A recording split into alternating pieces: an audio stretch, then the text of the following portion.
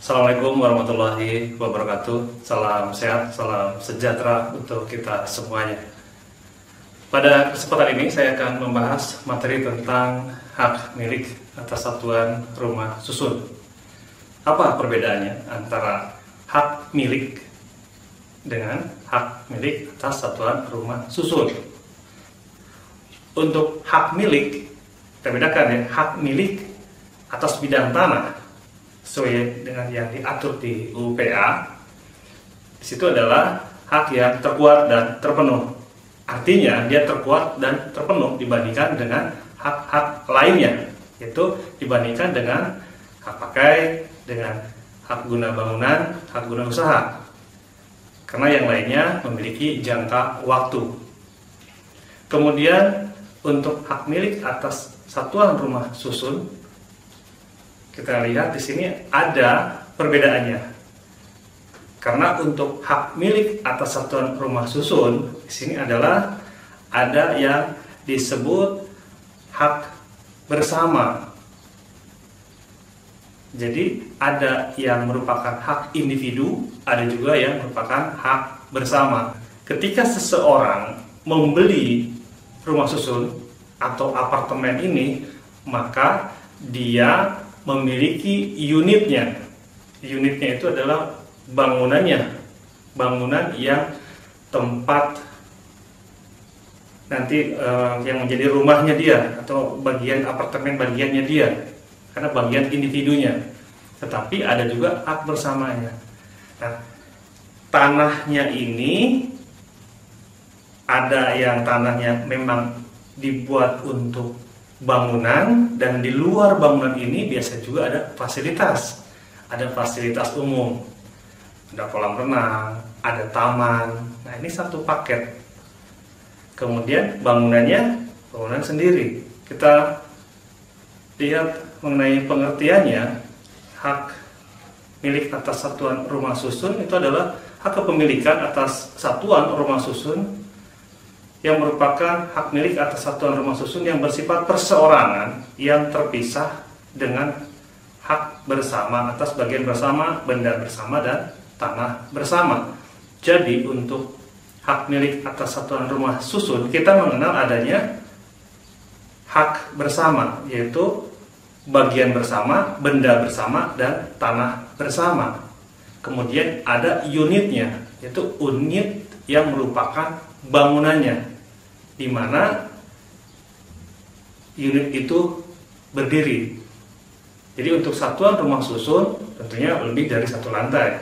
Ada 10 lantai, 15 lantai, ada juga yang mungkin 5 lantai, seperti itu ya. Dan dia posisinya, posisi bangunannya tentunya ada yang posisi di bawah, ada yang di atas. Dan semua bangunan itu berada di atas sebidang tanah. Maka kita bedakan, bidang tanahnya ini jenis haknya apa. Kemudian bangunannya berapa tingkat, berapa ukurannya, unitnya ada berapa unit. Nah, kita harus memperhitungkan seperti itu. Kita mulai dari hak atas tanahnya. Bangunan tentunya berdiri di atas sebidang tanah. Rumah susun dibangun biasanya di atas hak guna bangunan, atau bisa juga di atas hak pakai. Tanah itu ada tanah negara, kemudian juga ada tanah yang merupakan hak pengelolaan, yang sudah diberikan hak pengelolaan, contohnya kepada BUMN, kepada BUMD misalkan, seperti itu ya, itu yang ditunjuk. Kemudian di atas tanah itu ada permohonan HGB, maka ada HGB di atas tanah negara. Kemudian ada juga HGB di atas hak pengelolaan. Bisa juga hak pakai di atas tanah negara, atau hak pakai di atas hak pengelolaan. Dari keduanya ini, kedua model ini, HGB atau hak pakai di atas tanah negara, atau HGB hak pakai di atas hak pengelolaan, dapat dibangun apartemen di atasnya. Tentunya berbeda ketika untuk yang HPL perlu ada perizinan dari pemegang HPL, karena HGB-nya atau hak pakainya berada di atas HPL, maka perlu izin dari pemegang HPL. Nah, untuk yang dari tanah negara bisa langsung dimohon hak guna bangunan. Kemudian ini perlu saya jelaskan karena ini terkait dengan nanti perpanjangannya. Jadi ada perpanjangannya ketika masa berlakunya habis untuk HGB ataupun untuk hak pakai tentunya. Jadi bedanya kalau yang berasal dari tanah negara itu bisa langsung pengajuan perpanjangan, tetapi kalau untuk yang berasal dari HPL maka perlu ada izin terlebih dahulu dari pemegang HPL. Antara dua ini kita coba yang HGB-nya di atas tanah negara terlebih dahulu ya. Jadi ada tanah negara dimohon, kemudian menjadi HGB, diberikanlah hak guna bangunan. Nah kemudian setelah ada hak guna bangunan, kemudian dibangunlah apartemen di atasnya. Dibangun apartemen atau satuan rumah susun, dan di situ dibangun beberapa unit. Ada blok 1, blok 2 dan seterusnya. Nah kemudian unit-unit ini dijual. Nah, dijual, kemudian ada yang membeli, maka yang membeli ini akan diberikan sertifikat hak milik atas satuan rumah susun. Haknya bagaimana? Hak orang yang membeli ini, orang yang membeli ini dia akan memiliki hak milik atas unit di bagian gedung tadi, misalkan di kamar nomor 1 di lantai 5 misalkan. Nah, itu unitnya dia. Di situ tentunya ada panjang, ada lebar, ada tinggi. Di situ juga ada bangunannya. Kemudian bangunan itu kan tidak sendirian unit itu.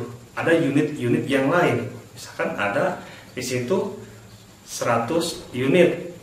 Berarti dia itu merupakan satu unit di antara 100 unit bangunan yang ada di situ. Itu untuk bangunannya. Kemudian bangunan itu berdiri di atas sebidang tanah. Nah, bidang tanahnya itu memiliki sertifikat hak guna bangunan. Maka yang bersangkutan yang membeli unit tersebut juga punya hak terhadap hak guna bangunan yang merupakan satu paket itu. Tapi dia proporsional tentunya, 1 berbanding seluruh penghuni yang ada di situ. Kemudian di situ juga ada taman biasanya.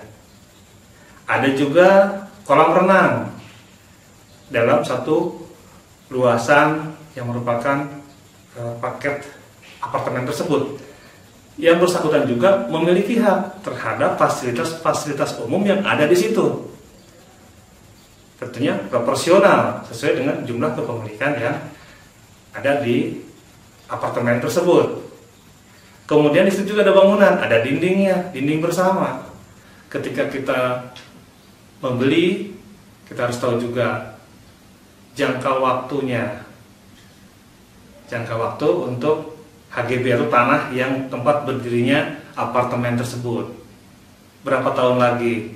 Ini terkait dengan pembiayaan selanjutnya.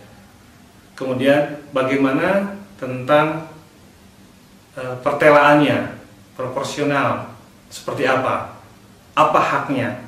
Karena ketika membeli sebuah unit apartemen, tidak hanya membeli unitnya saja sebetulnya, karena ada hak bersama di situ.